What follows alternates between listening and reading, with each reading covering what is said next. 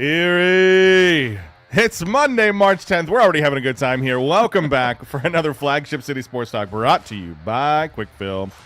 We were not taken out of Meadville High School in handcuffs, so we are here. We are here Monday morning to talk some sports. I'm joined by Mr. Clean, Paul Adams. Zach, Paul, how are you? I was not even in the state, so I don't want anything coming back on me. I'm doing well. A couple bald guys show up on the clips. They start asking us questions, you know? Right. I don't even own a 00 jersey, so. Happy belated birthday, by the way. Thank you very much. Thank you very much. One complaint. The time change just happened. Of course, it happened on my birthday. So the birthday, I only had a 23-hour birthday. So I get to claim an hour in the future, right? That I'm just like, yeah, it's my birthday. You know what? We'll give you this hour. You can have this. This is the extra hour of my birthday? Right here. All right, very good. Sorry you got to work on your birthday. There's worse ways to spend your your birthday. I would have probably spent that extra hour talking sports with someone anyway. So that's fine. And in the big chair, the great and powerful Rich Smith hanging out with us today. How's it going, man? Oh man, that Monday after the time change is the worst, isn't it? Listen, I feel like every year, I play in the worship team at church, and every year I have to play the morning of the time change, and it is always so much worse. So I was up early yesterday trying to play guitar, my fingers weren't moving, and I'm like, listen, I don't care what anybody does. Power chords. Just power chords all the time. I think you could win a presidential election based off of if you said, I'm going to get rid of daylight savings time. I would vote for you. Done. Yeah, and I don't care what you do. I would consider your candidacy a success. Trump, can we get that in an executive order today? I think he's actually talked about that. Do it. Listen, I don't care what else happens. Let's get this moving. Oh my gosh. Anyway, we got a lot to talk. Weekend. Yeah, seriously, we got a lot to get to. There's a lot of D10 teams moving on in states. Gannon and Edinboro are seated in the Atlantic Regional. We got Matt Hill joining us. Yes. The MAC Coach of the Year. He'll be joining us at about 9:30. And then, of course, NFL free agency appetizer today. We've already had some stuff to talk about. We need that extra hour. Speaking of getting the extra time, we're giving away two, not one, but 2 4-packs of Otters tickets. All you have to do to claim your 4-pack is give us a follow at Gem City SN, Gem City Sports Network. I don't care where it is, Facebook, Twitter, Instagram. Find us, follow the page, send us a message, and we will send you a 4-pack of Otters tickets. Paul, you had this up earlier. How many home games are left? So there are 7 total games left. 4 of them are home games. This weekend, Saturday, Sunday. Next weekend, Saturday, Sunday. Yeah, so if you haven't been paying attention, this is the way to get started, right? Go ahead and get your 4-pack of tickets. It's free. We will mail them to you. Do that today. Do it right now, and we will send you those tickets. We will ship them to you just in time. There's a 2-game homestand this weekend. Get your Otters playoff primer in before the playoffs come because they have clinched and they are in. More on that in the 2-minute drill. Hallelujah. Anything else? Nope. Playoff basketball, dude. Let's do it. All right, let's get in playoff basketball. Again, Gem City SN. Give us a follow. Send us a message. We will send you those 4-pack of tickets. All right, let's get into the North Shore Rewind. Not sure where that was playing from, but we got it. Yeah, sounds abound here in the studio this morning. Anyway, listen, let's start here. McDowell rolls past Central Catholic in the PIAA first round.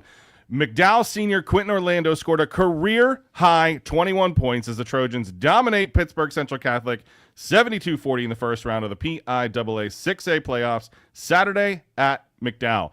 McDowell used a strong second-quarter run to take control and will advance to face Wilson in the second round on Wednesday at Pitt Johnstown. Listen, this team is rolling right now. Yeah. This was senior guard Cam Kramer to Tom Reisenweber of Go Erie. He says, quote, "The plan going in was to pressure on defense and get out in transition. I think we made a statement for the rest of Pennsylvania with this win." End quote. This team, I think, has figured out, and maybe I'm being hyperbolic here, so talk me off a ledge. I think this team has found a success or a path to success to win states this year. I don't disagree. They have all the elements except maybe the superstar. So this team is super deep.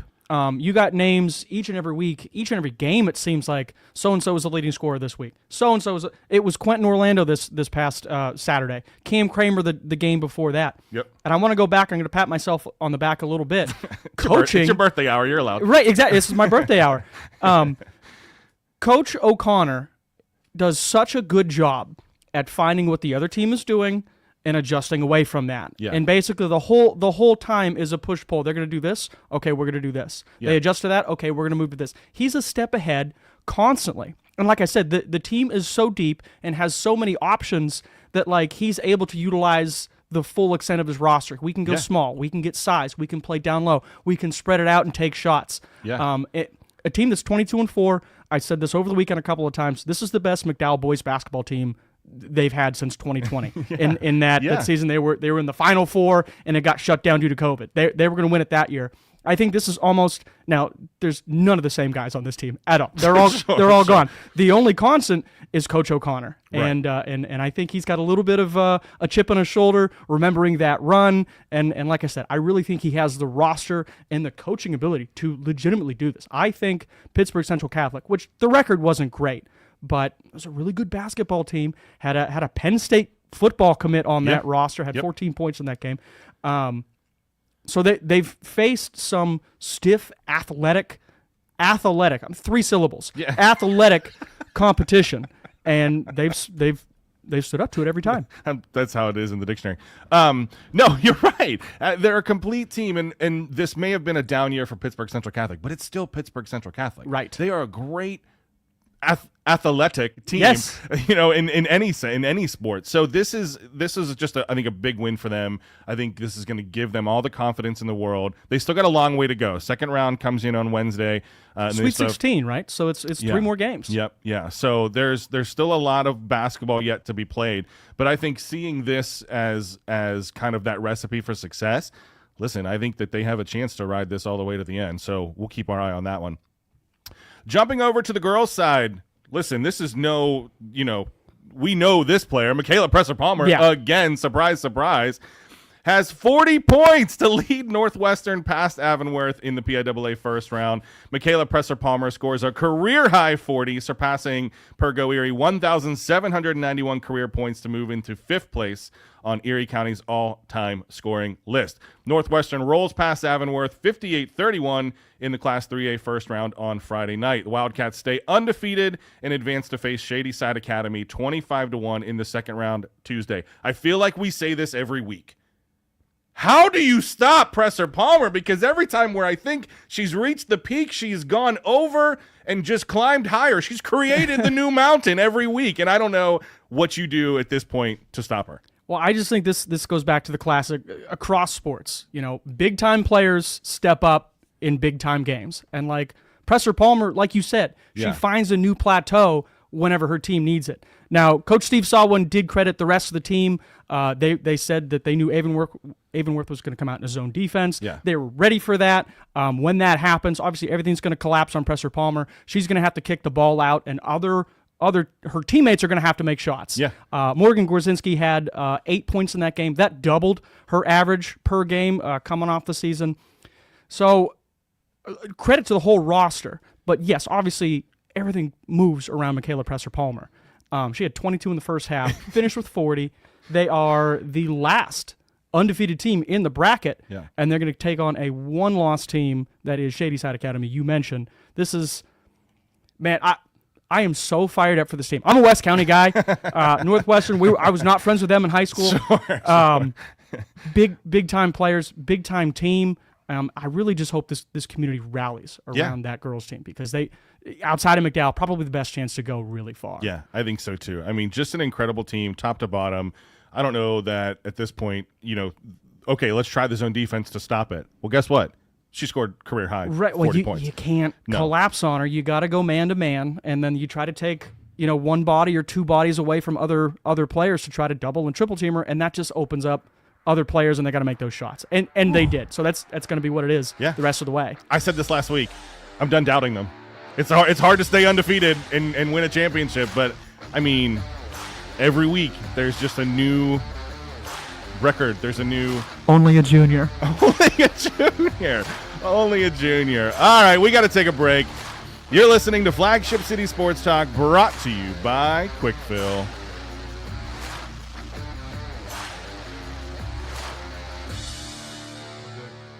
When you're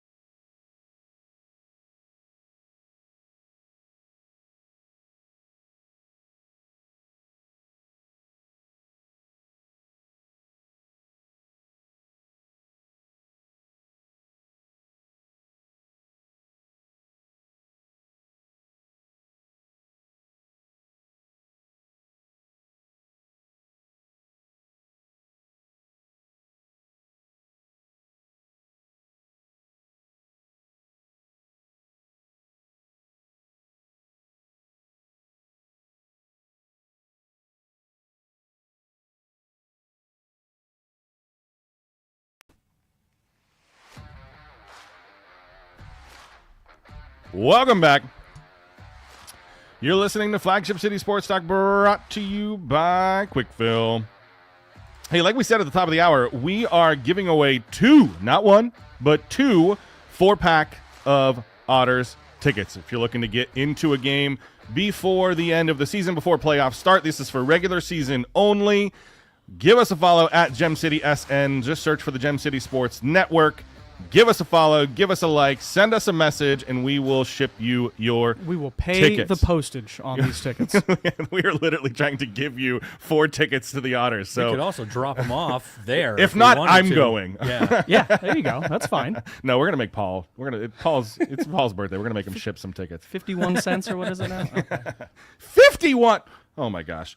Anyway, we need to get past before we get into old because I remember when it was a quarter. I was gonna say before we get into the economics of mailing of the We walked postal 15 service. miles uphill, both ways to school. Yeah. Well, we don't have time to get into that. Save that for whoever comes on after us. I'll leave that nameless.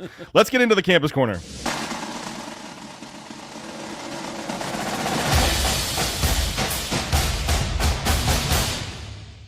I don't know what I'm doing wrong. I know. Hang on. Got it. Let me do that again. Wah, wah.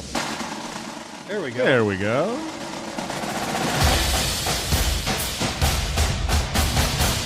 So See, nice we did it twice. Well, I'll let the Rust Belt one go. Or not the Rust Belt, the Rewind one go. But the Campus Corner. I was going to say, We that's gotta the best play. one. We got to play it. Yeah. All right.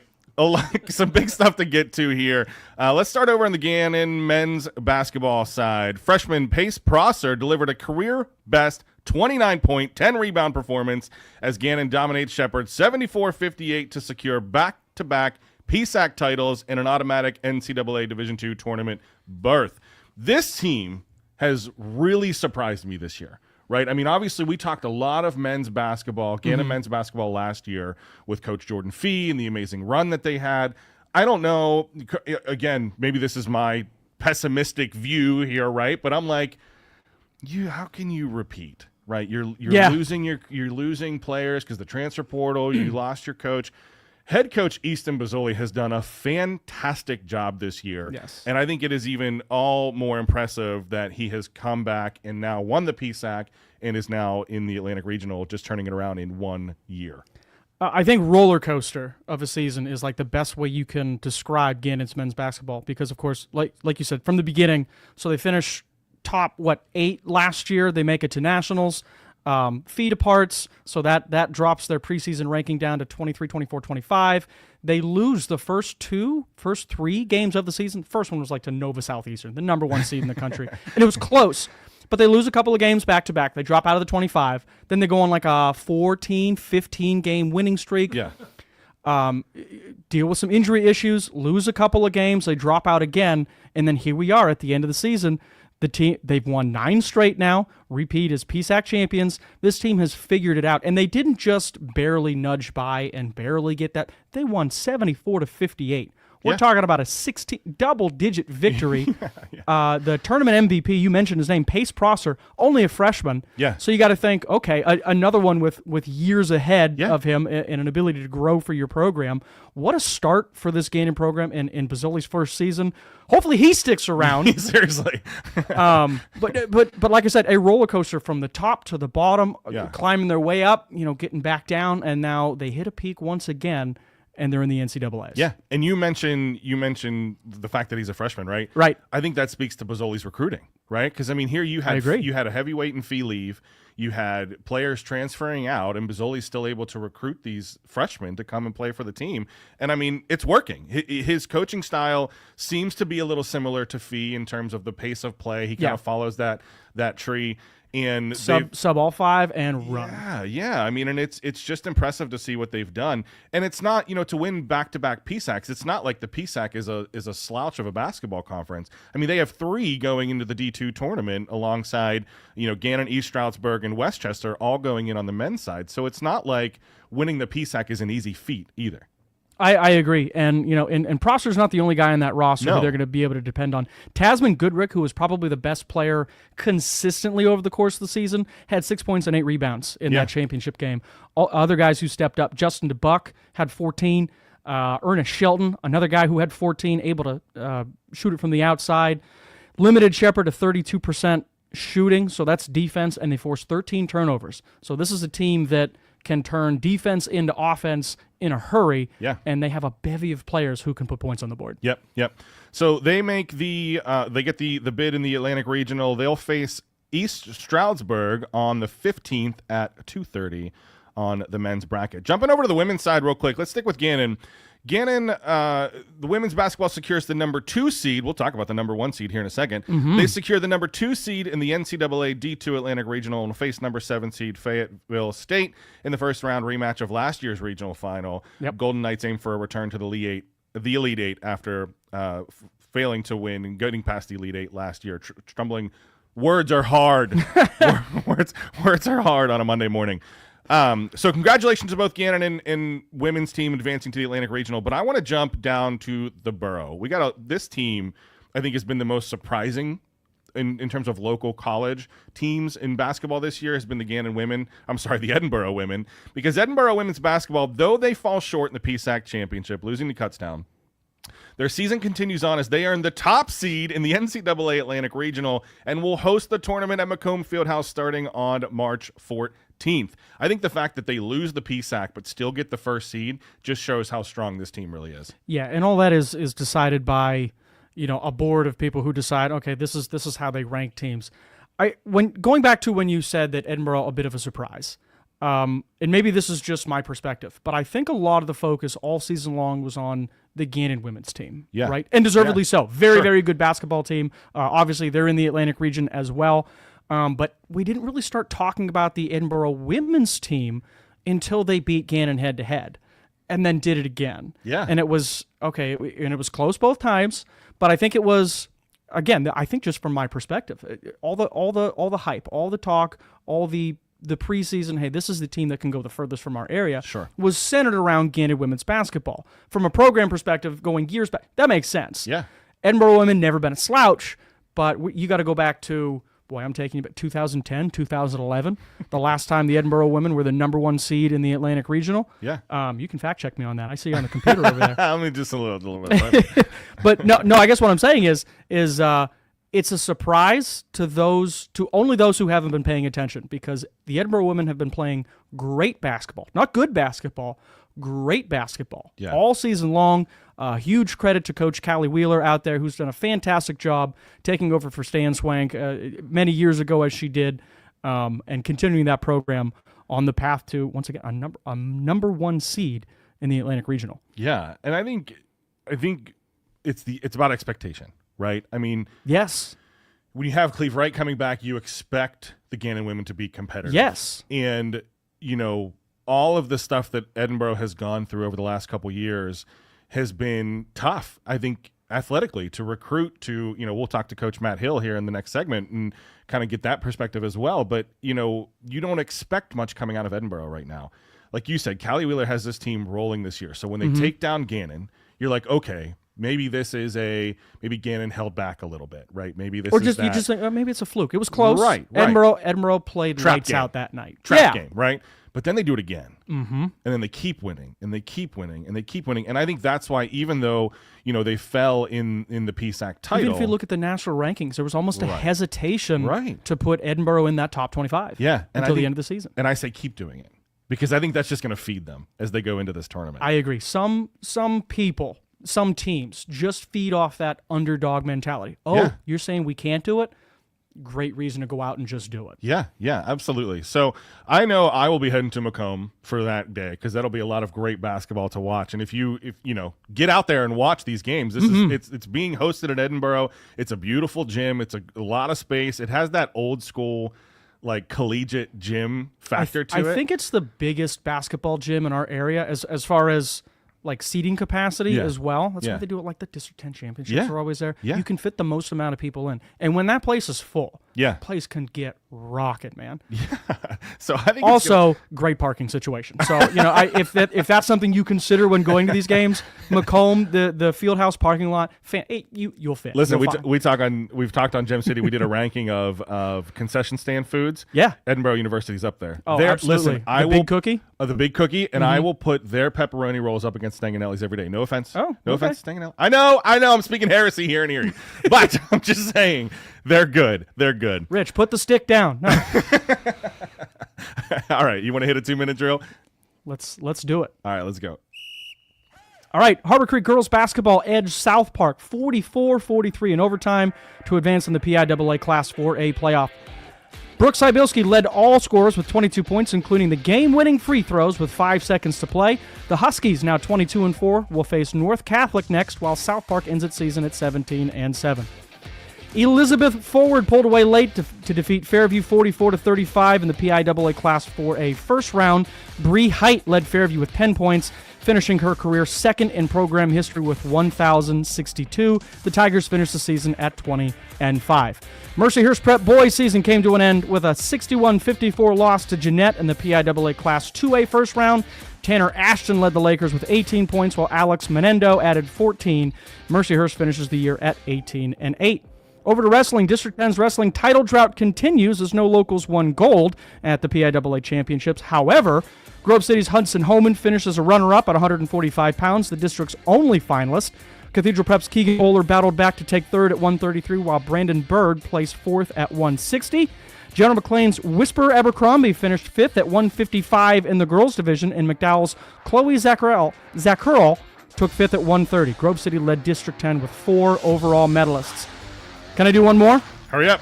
Erie Otters secured 4-1 wins, a 4-1 win on Friday and a 7-3 win on Saturday over Owen Sound, clinching the Western Conference playoffs. All right, we got to take a break. Before we do, I want to thank all of our sponsors: Quick Fill, Dauber Auto Supply, John's Wildwood Pizza, Denny's Sales and Service. Without them, we wouldn't be here with you. Hey, when we get back, we're talking with Matt Hill, Edinboro head wrestling coach. Are you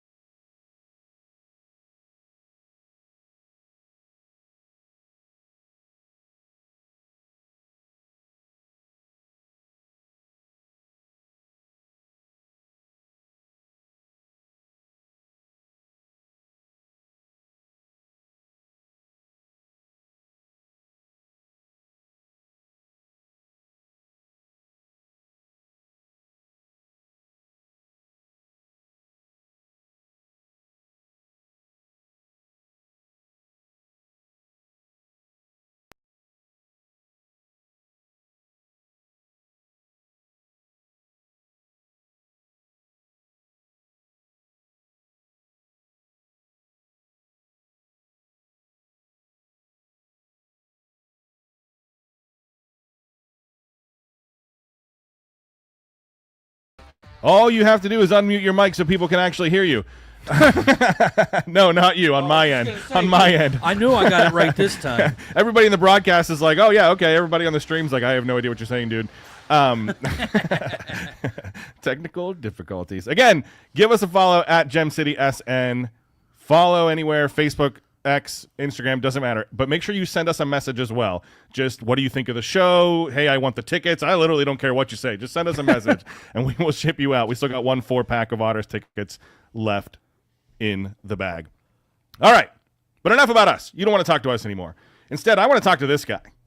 This guy, Edinboro Wrestling, has just capped off a stellar performance at the MAC Championships, finishing 3rd overall with 97.5 points and sending 2 wrestlers to the NCAA Championships, Jared McGill and Colton Camacho.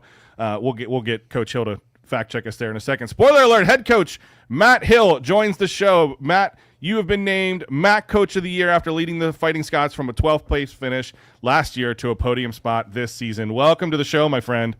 Thanks for having me. Dude, this is so much fun for us to have you on and to hear so much success. We love that we've been able to talk Borough for half the show this year, half the show today, and we're excited to have you on the show. So here's how we kind of start all of these interviews, and then we'll get into the wrestling stuff. But, man, we just want to get to know you. And the first question we always ask is, what's your origin story? Man, how'd you get to where you are? How'd you get into wrestling? Start wherever you want and catch us up. Wrestling was kind of brought to me with a little childhood friend down the road. I didn't start till about 5th grade. I was always a whatever the next season type athlete was: baseball, football, soccer. 3-sport athlete all through high school. Actually 4-sport at one point. Nice. Had really didn't think I was going to wrestle in college until probably my junior year. And then I kind of came to Edinboro. I got recruited by Tim Flynn and Gary Astorino, and had a really, great feeling about this school and what they were doing, and believed in, the Borough built way and working hard. And we had a lot of successful teams when I was here, and, now I'm the head coach. Yeah. Yeah. So you understand the history of it there too. Yeah. I mean, I coached it at Kent, Ohio for about 11 years as assistant. And then we had some fun times over there. I got real successful, a couple season national champs, All-Americans, and then I got the opportunity to coach here. So it's been pretty fun. I mean, had my struggles and a lot of sleepless nights, and my hair's turning gray pretty fast. So, but it's going good. You got a one up on us because neither Paul nor I have any hair. So, well, dude, you just won MAC Coach of the Year after taking this team from 12th to 3rd. What's been the turning point for you this year? What's been your secret sauce that you've brought to the team this year, that's kind of helped you guys make that jump? Well, just like anything in life, it's not just one thing. But sure. I would say, bringing AJ Shop on staff was one of the most significant turning points. Another Edinboro great. Yeah. Yeah, you got to have good assistants if you want to be good at, and a lot of that award is just as much as his, mine. We worked really hard to get these guys prepared for this tournament, and a lot of struggles, but we put the work in, and it kind of showed out this past weekend. I would say, we had 9 new guys in the lineup. I mean, mostly because, some of them were in the lineup last year, but at new weight classes, I would say that. Sure. So, but we had a lot of new faces in the lineup, even without that being said. So, a couple, impact guys right away would be Colton Camacho, 6-year transfer from Pitt. Jared McGill getting back in the lineup. Ryan Burgos coming off of red shirt year. And then, another really nice surprise was Ryan Michaels, a transfer in as well. And his little brother committed to us, and he transferred in from Pitt as well. So we got a little bit of a Pitt pipeline with the transfer portal. Love that. So new personnel is a huge key. And I think like a complete shift of culture, getting the right kids in our room. And having them believe in the process. And, Edinboro is not an easy place to be at sometimes with training hard in our philosophy, but we got the right kids in there now. So we're excited to build off of that. And it shows too, Yeah. So what went through your head? I mean, did you have any inkling that you were going to get the award, or were you just as surprised? What was going through your head at that moment? I really didn't think I would get it. Scott Moore over Lockhaven put another, great tournament together. And it was just one of those things where I was surprised. I knew we did well. Pretty modest guy, and it was nice. It was nice to get some recognition, but it's at the end of the day, we still got to get the NCAAs and hopefully make some noise there. And sure. but it is a I had a couple rough seasons, so you gotta when the times are good, you gotta soak them in too. So it is what it is. Amen to that. Amen to that. Coach, you mentioned culture. Obviously, taking over a program with such rich history and tradition obviously comes with challenges, and then, as you've seen now, the rewards. How have you been able to balance honoring Tim Flynn's impact on Edinboro wrestling while also establishing your own identity and vision for the team? Yeah, I mean, definitely stepped into some big shoes when I took the head job here. Arguably Tim Flynn, one of the best coaches in the last 20 years, in college wrestling, doing what he did with what he has. And, but yeah, I mean, you try to have the blueprint, what's successful at a school like Edinboro. But the other part of it is the changing landscape of college athletics and the difference in higher education's changing so fast as well.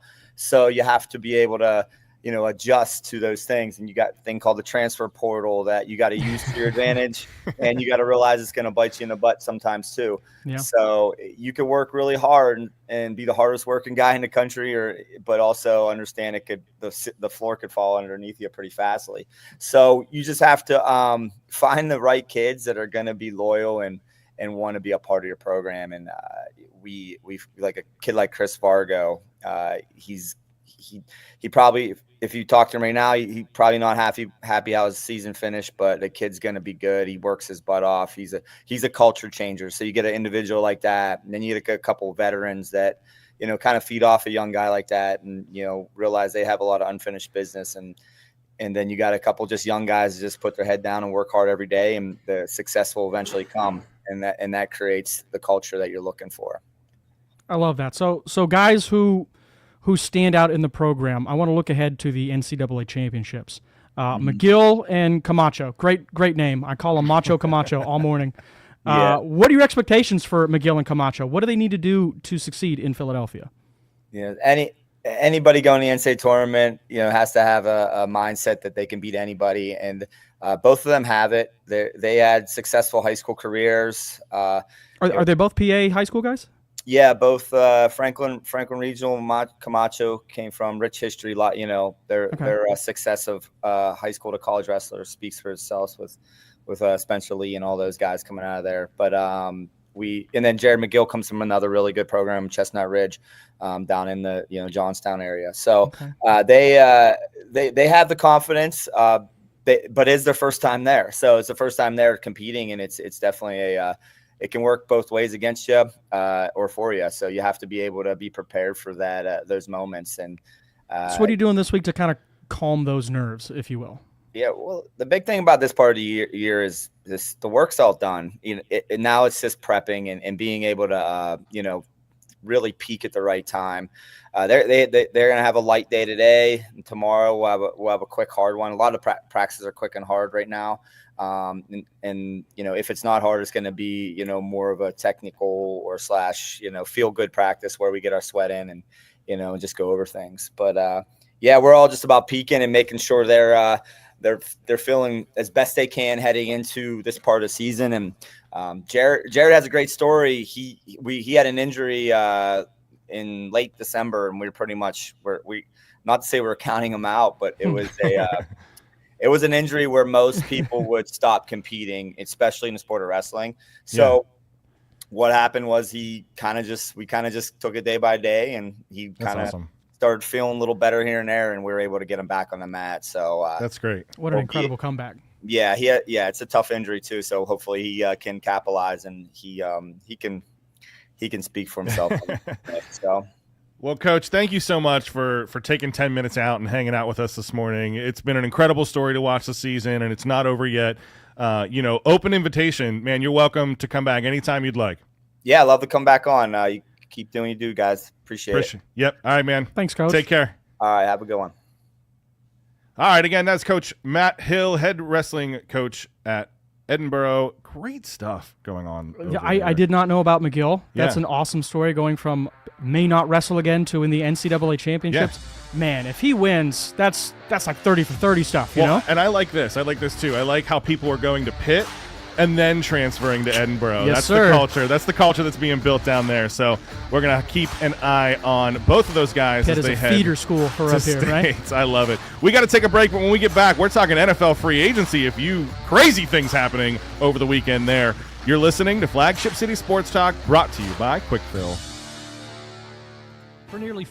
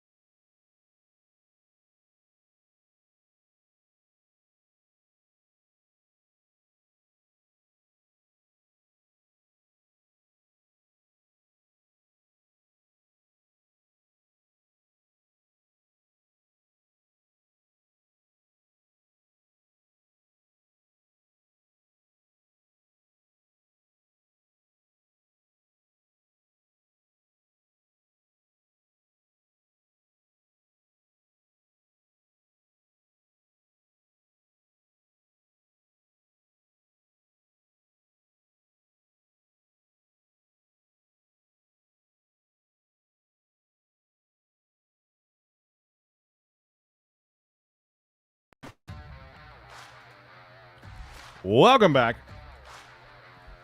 You're listening to Flagship City Sports Talk, brought to you by Quick Fill.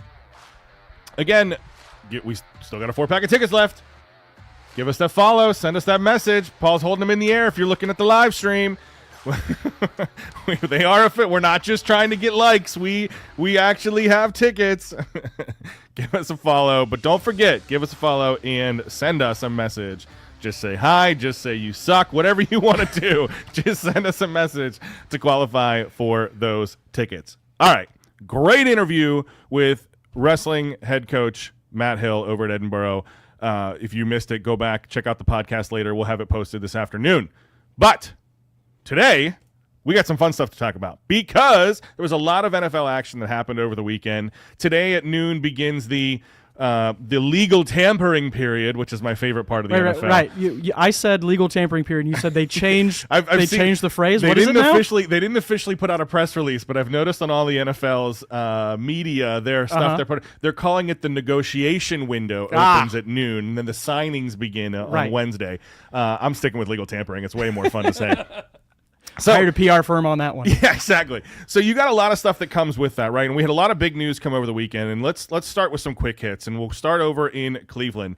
Myles Garrett, all is well again between Myles Garrett and the Cleveland Browns. The two sides have agreed on a contract extension that'll pay the defensive end an average annual salary of a cool $40 million over 4 years, including $123.5 million in guaranteed money. So I guess there is a price that will supersede a Super Bowl, because Garrett was all about, like, I don't want to go to Canton, I want to win a Super Bowl. Yeah. Well, apparently $40 million over 4 years is enough to go, never mind. Yeah, it's fine.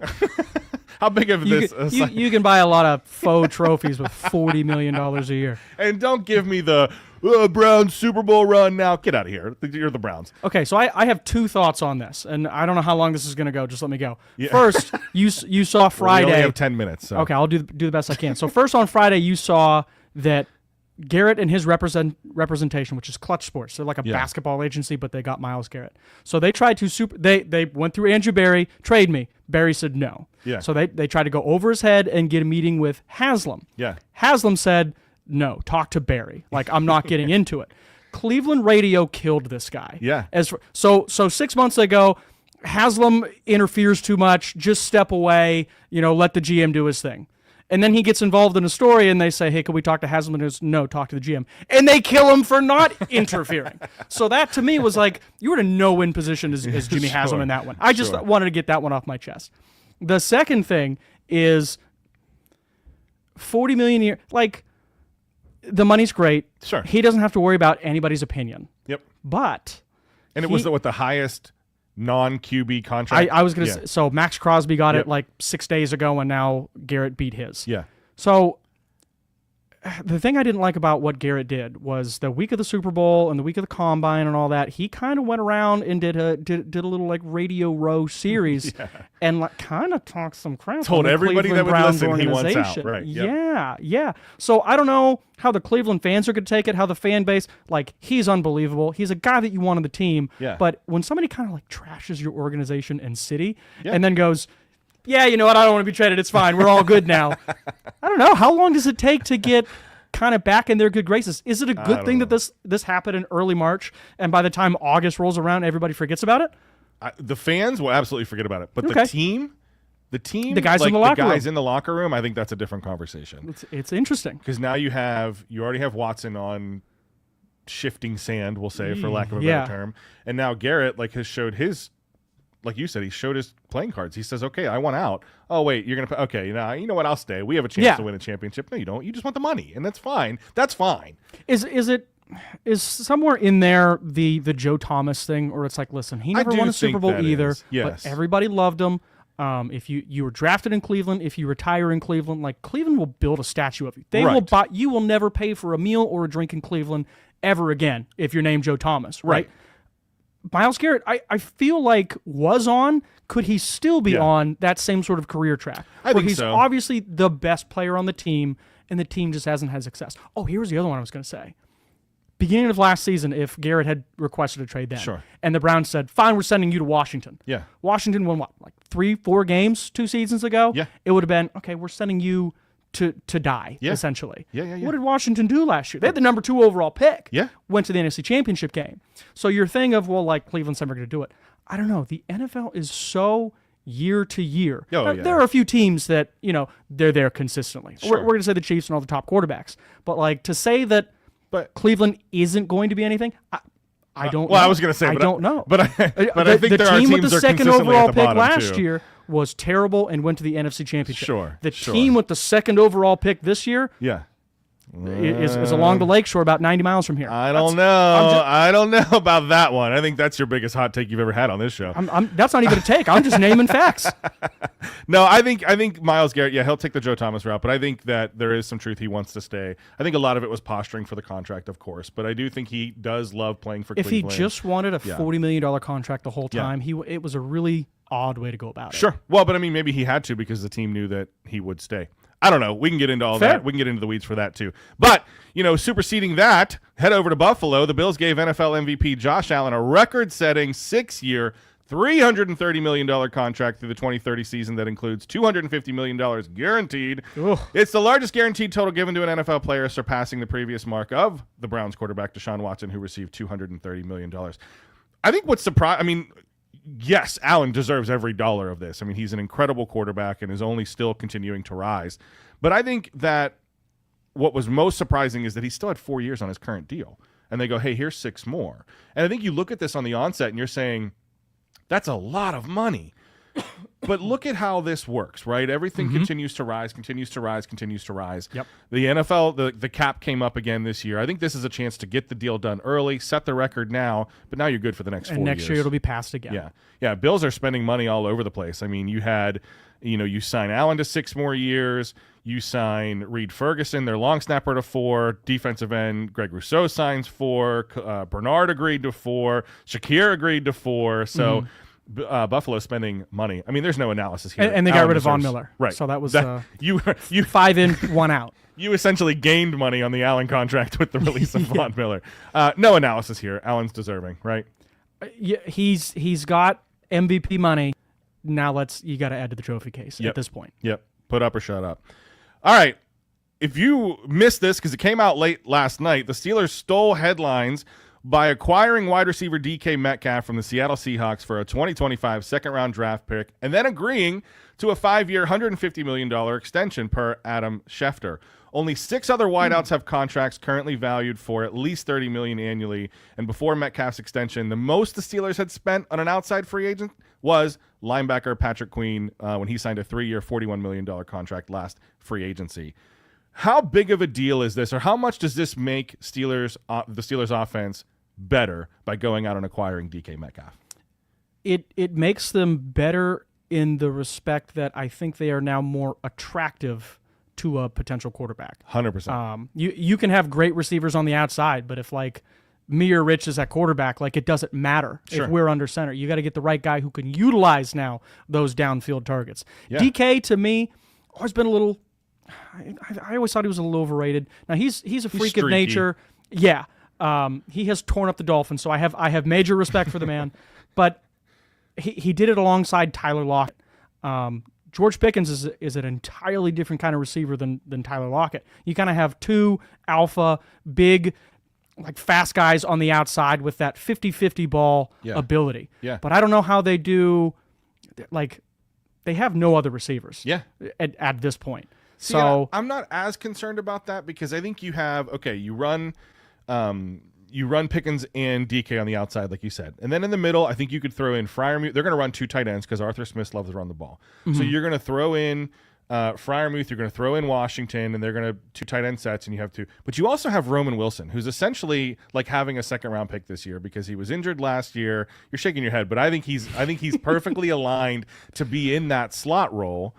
To go out, and then you have the 2 big guys on the end, and then you have that smattering. I'm not saying they're going to be incredible, but you have that smattering of tight ends and slot receivers in the middle. Some people are saying go out and get a guy like Cooper Kupp. I don't know that you necessarily need to. I would rather see them, spend on the defensive line at that point. But I think it's an immediate upgrade at this point for the offense. But I think the problem is, and you hit the nail on the head, is this makes it way more attractive to go out and bring in a quarterback, right? If you're a Sam Darnold or an Aaron Rodgers and you're looking at this team, you're going, there's no way I'm going there. Right. The offense is slow at best, and they didn't have the weaponry to go out and, make somebody a Super Bowl champion. I think this changes that narrative, right? So if you are the Pittsburgh Steelers, I'm going to bring this to you, Paul, because you're notoriously down on Justin Fields, because that's where the narrative is on Twitter, right? Mm-hmm. Well, and that's where the narrative is on X right now. Is okay, now get Fields done before he goes to the Jets. Who do you think the Steelers should go after to put behind center week 1? Anybody I say I'm going to get killed for. That's because there's no good let's just say, okay, that's no good options right now. Who is the best of the bad options? That to me is the right question. Yeah. Dude, I'm going to get Chase out of here. I think Aaron Rodgers is the best choice of the bad options. I said Daniel Jones off the air a couple of weeks ago, and IP nearly threw a punch at me. I don't think the Steelers have Sam Darnold quarterback money. I think he's going to get a bag somewhere. I don't think they want to pay him. I do think Daniel Jones would be interesting. Yeah. I don't think Fields fits. I think Aaron Rodgers would be interesting. You want the best quarterback that I think who could be available. Now you'd have to trade for him. Oh, okay. Malik Willis, Green Bay Packers. That's interesting. I like Nobody's that. mentioned him, but Willis is going to be a player in this league. Yeah. And I just think if you want a young, ascending quarterback who you can get for relatively cheap. He's like a poor man's Justin Field in terms of price. Sure. But Tennessee gave up on him, and they're terrible. That's fine. Those years mean nothing. Yeah. Came up to Green Bay. He got into the LaFleur system. Love got hurt, and Here's he your showed out options. the dude can play. Right, here's your options. Sam Darnold, Justin Fields, if you're going free agency. Yeah. Sam Darnold, Justin Fields, Jameis Winston. That would be fun. Interesting. Russell Wilson. I changed my answer. I want Winston. Jacoby That's the most fun Brissett, offense. Jimmy Garoppolo, and Daniel Jones. I don't know that I have an answer. I don't even know who I would necessarily want, but I am a fan of this DK Metcalf deal, and I'll be curious to see what happens here in the legal tampering period. Erie, thanks so much for joining us today. My name is Nick Artman, signing off for Paul Adamczak and Rich Smith. Great show today. Go out and watch some basketball. Follow along Borough Wrestling. That's it. We're done. Have fun.